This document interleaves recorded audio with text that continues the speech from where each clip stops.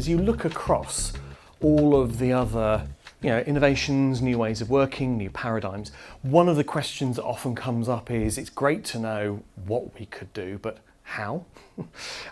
So one of the contributions that quality improvement or change management, loads of different language, kind of contributes is as a means of getting all the others into practice. The other reason why it's in there is that actually we're increasingly finding on the ground that where a practice or a group of practices or like a locality develop expertise in improvement, making things different, that in itself is a catalyst for change. I don't think I have ever met a person or a team where they've become kind of more au fait, more competent, more skilled in using QI tools where they haven't started putting them into practice straight away. I think it helps if you've got the right kind of training. The theoretical end of the training doesn't appeal so much to people in primary care. It's much better to coach folk and make it quite practical. But if you do that right, I don't think I've ever come across a situation where it hasn't acted as a catalyst in its own right, an intervention in its own right. So some people actually are saying, we need to release time for care. We're passionate about improving the sustainability of general practice, so our starting point is actually going to be, we're going to train up some QI facilitators. That's our first intervention. So some of the time for care programs are doing that kind of right now. It does beg some question for some people, because language is important sometimes, and I think in this particular thing, language sometimes puts people off a little bit. Just explaining what quick QI, what quality improvement is. Loads of definitions floating around. Quite a well-known one is this one. It's the combined and unceasing efforts of everyone to make the changes that will lead to better patient outcomes, better system performance, and better professional development. So a bit of a kind of a triple aim located in the world of improvement from David Batalden and Davidoff. Another way of talking about it actually is to go back to the early days of Lean and the Toyota production system, for anyone who's kind of like really an improvement geek in the room, that they described the Toyota production system as a socio-technical approach to being and doing. And there are kind of two key things about that, which I think is really helpful in primary care because of the discomfort people sometimes feel with business methods, often at GP level in particular. The cultural stuff, so the social aspects of it are really important. So this is a culturally embedded awareness and set of attitudes. It's a focus on being better, on doing better, not just being satisfied with where we're at right now. There's something about the continuousness. We're always improving. That's a set of attitudes. It's not just a technique using PDSA, it's a set of attitudes and beliefs. And then also, fourthly, the collective approach. The doing it together is a really important cultural feature of what works well. But then there's some technical things as well. So there are tools and techniques and methods and approaches that make up improvement, and they are sort of a focus on the system. So essentially saying we need good people, we need them to be well trained, we need them to work hard, but actually that's not enough. That's necessary, but it's not sufficient. We also need good systems, we need good processes, because you see, whether you're looking at safety or productivity or clinical effectiveness, all of those things are heavily influenced by the systems and the processes, not just the individual people. It's also an approach that uses data-driven decision-making. So there's some of the technical aspects of improvement that kind of stand out are an insistence that we don't just make it up as we go along. We're not led by opinion only, we are led by data. And so measurement is incredibly important. And then thirdly, that there are systematic methods. There are some disciplines about improvement. It's not just we go about it in whatever way feels right because it's a Thursday, but actually there's a process, there's a method for making a decision or for making a change happen, or for understanding data. So quality improvement is kind of, it's a world, it's a set of attitudes, but it's also a toolkit or a set of methods and approaches to making things better. It's about making change happen. The thing to note, as soon as you start saying that stuff, is many of us will be thinking, but that's not enough. And absolutely right, improvement science or quality improvement on in itself is not enough to achieve the level of scale we think the NHS needs in terms of benefits and improvement. And that's why the change model was created, to show that every one of these drivers for creating successful change is important. All of these 8 drivers are essential if you want to get good change happening. Improvement tools are one of them, but there are other things as well. You know, having a great team who are really skilled up at improvement in a system that's pulling them in a different direction, really counterproductive. You might get some improvement, you might not, it's a bit haphazard. So having something happening in all of these boxes and having them all lined up is really important. So kind of a bit of an aside. But at the heart of quality improvement is the challenge of how to make change happen, and an assertion that there is a disciplined approach we could take which would be more successful than the tendency we often have. And we often draw a distinction, particularly when speaking to people who are very, very new to this, of saying that the usual approach to change is to have a big ambition for the future, to kind of set our sights on it, gird ourselves up for a big run-up and a huge leap, huge effort, everyone on board. It's going to be a massive program of change. We're going to get there. We've got the plan, ready, steady, go.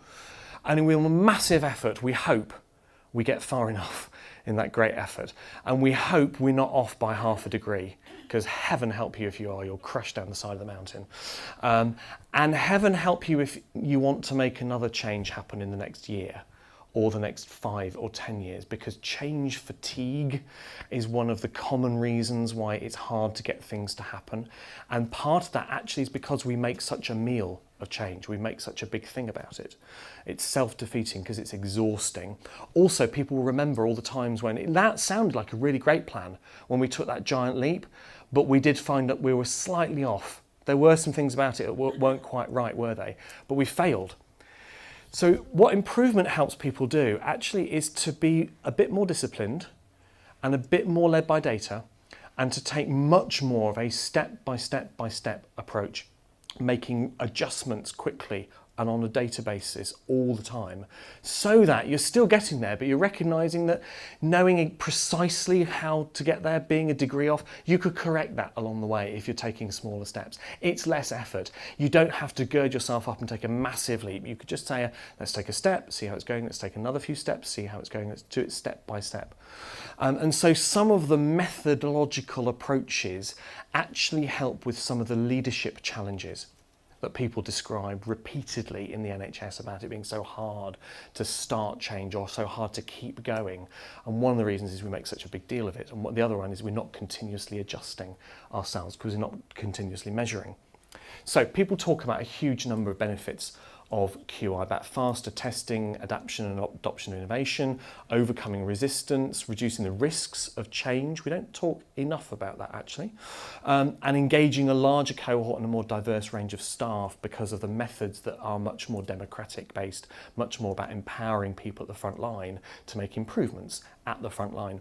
And so people often say it just helps you get more done for less effort and less risk. And what's really encouraging is this, that those are the evidences, that's the evidence and the experience of people all around the world in different sectors about using improvement science methods. Over the last few years, as we've started to help groups of GP practices use this stuff, as we've started training people up to use this stuff, we've been finding out those benefits are playing out in primary care. So there are a lot of concerns about whether it would work in primary care, and if so, how. What's really encouraging to see is you hear people talking about what's been happening and how it's been different. And time and again, they talk about those 4 areas of benefits as being realised for them, which I think is really quite encouraging. But before I hand over to Charlie to kind of talk about his experience of doing this stuff, looking across our experience of introducing this to general practice over the past few years, there are some attitudinal things to be aware of and some capability things to be aware of. It's quite different from doing this. I've done this in hospitals, I've done this in large systems, and I've done it in primary care, and it is different. And it's not just England, it's the world over. Actually doing this in primary care feels different, and you have to kind of approach it in a different way from if you're really experienced at doing it in another sector, you've got to adapt it for primary care. Because there are some reasons why it's really welcome, QI, the approach, the cultural approach, and the technical approach. But there are some things about it that are actually a bit of a challenge. And I think it's worth you all kind of just knowing this. Here's the list of things it's welcome. So it's welcome because it helps to overcome resistance and address issues of inertia. It's welcome because you can rapidly adapt innovations for local use. There's no such thing as plug and play innovation. Everything always has to be adapted. You can do that quite quickly using QI techniques. It is a team-based approach, and many people really like that. There's a focus on working smarter, not just harder. We've got too used in general practice to achieving a lot just by kind of turning up the caffeine or having partners meetings on a Sunday because Saturday is already really full. And also, it's welcome because peers are using it a lot. Use of this is growing right across general practice. So that's all really great. But it raises questions for people because actually this focus on systems and processes is not necessarily very natural for many doctors, particularly those who've chosen to work in primary care. The world over, primary care physicians value personal autonomy, independence and creativity much more than their other medical counterparts. And generally speaking, medics value that more than almost everyone else in society. Even sometimes creative folk who quite like processes in some cases. It's quite different. It's quite difficult for many people, not all, to accept that and feel comfortable. The systematic, disciplined, data-driven approach that leads to is a challenge for some people, raises real questions. The team-based approach raises questions for some, again, mostly doctors, feeling uncomfortable about trusting other people in the team to be making improvements happen. It's quite novel, so that's sometimes a bit of a challenge, and it can sometimes sound like management speak. One of the things that GPs sometimes say is that all of this is management speak. And you can kind of see why in a bit. When you look at what the sort of tools that are used look like, so kind of Pareto, setting priorities, driver diagrams and process mapping, PDSA, statistical process control, they are management tools. They're management tools because they work. But for some people in primary care, you've got to ease them into the value of using that because just jumping straight in can feel quite threatening and a bit of a shock. So we're learning some useful things, I hope, for you about how to talk about this, how to use it. Let's hear from Charlie about your work and your experience. I'm basing my talk on a quality improvement project that I did at my training practice. As I said, I came on one of the courses and was just kind of so inspired that I went back to the surgery and needed to find something to do. So I was chatting to one of our nurses who'd been given the task of trying to sort out our patients that had been referred for hip and knee surgery. It was a local kind of initiative to try and get patients back out of hospital quicker. So she'd started contacting the patients who had been referred to see if there was anything she could do preoperatively, and was finding that patients had gone to the hospital, to the pre-op clinic or the orthopaedic clinic, and then had been sent back for some reason, so often a blood pressure or diabetes control, and the patients were obviously frustrated, their ops were being delayed. So I thought, well, here's an opportunity, I can take my things, take my tools that I've learned and let's give it a go.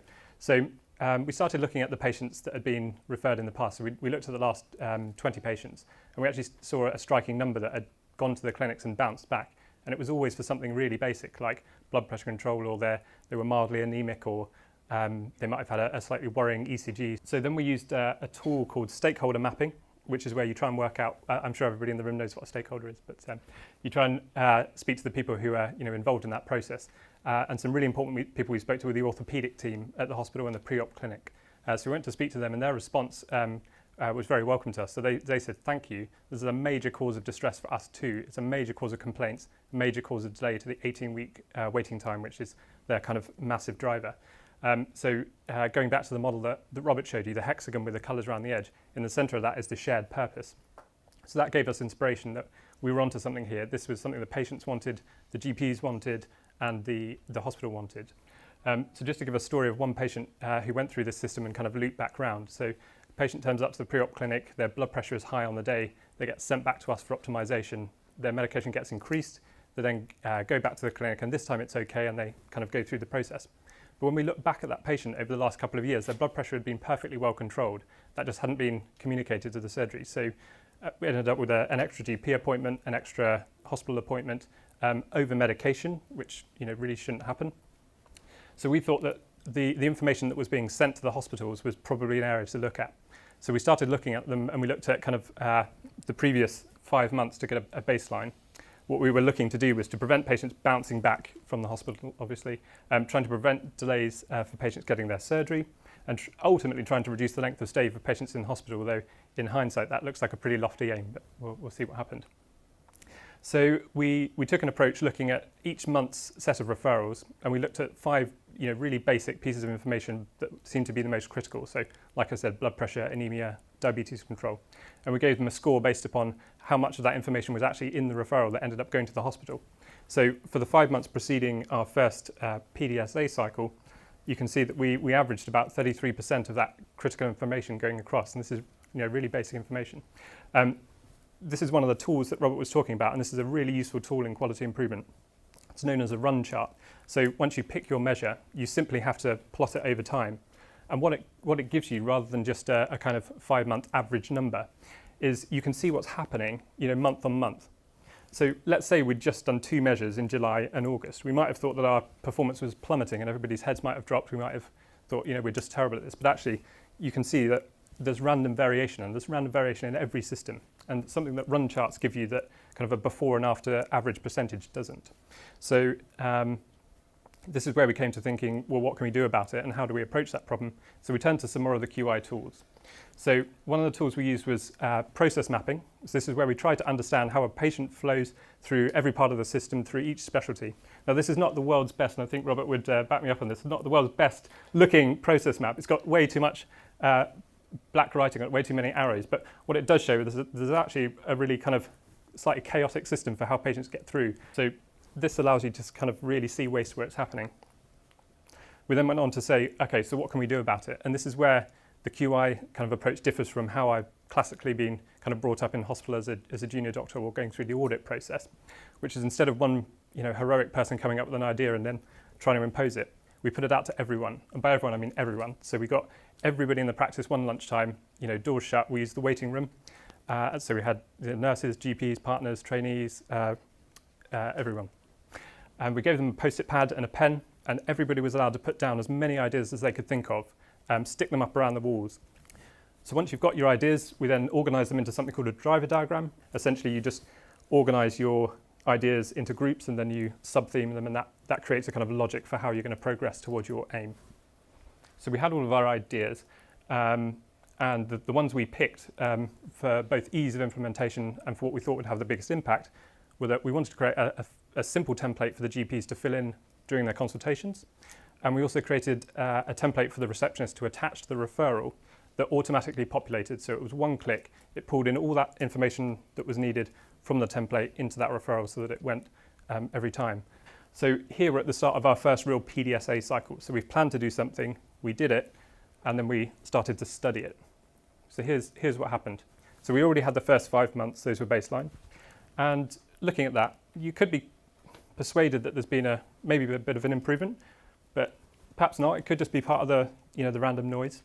But we rapidly realised, and this is where it comes back to those small tests of change and checking where you're going, that our first kind of template for the GPs was really complicated. It contained about 30 bits of information that perhaps you might need to pass the membership of Orthopaedic Society, but not required for getting somebody through that system. So we created a much simpler template. So this was just 5 pieces. We made a presentation, very short presentation for the GPs, and sent it around to say, this is where you find it. You just have to click on it. And they didn't have to use it. We were just hoping that they would use these bits of information.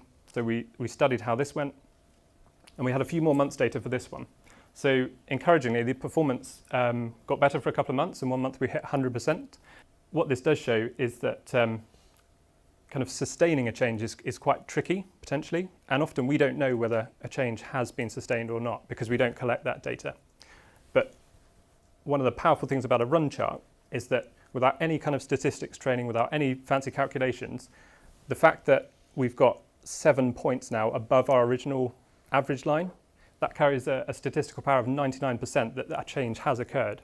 That's not a proof that it was our intervention that did it, but by hook or by crook, the system has improved. So I don't think we changed the world with our project, but we certainly changed the culture and the practice. So from this, we set up a quality improvement team. So we had 5 people from each discipline in the practice form a kind of QI knowledge hub. And this sparked 3 or 4 other quality improvement projects. Robert mentioned change fatigue. Well, far from getting change fatigue, we got kind of change enthusiasm, and projects just started sprouting up. And that's work that is still ongoing. So they're now looking at how they book appointments, how documents flow through the system. So they've seen a dramatic drop in the number of documents being processed by a doctor from sort of 60 a day down to between 6 and 12. And other people across the country have seen dramatic kind of improvements like that, looking at document flow.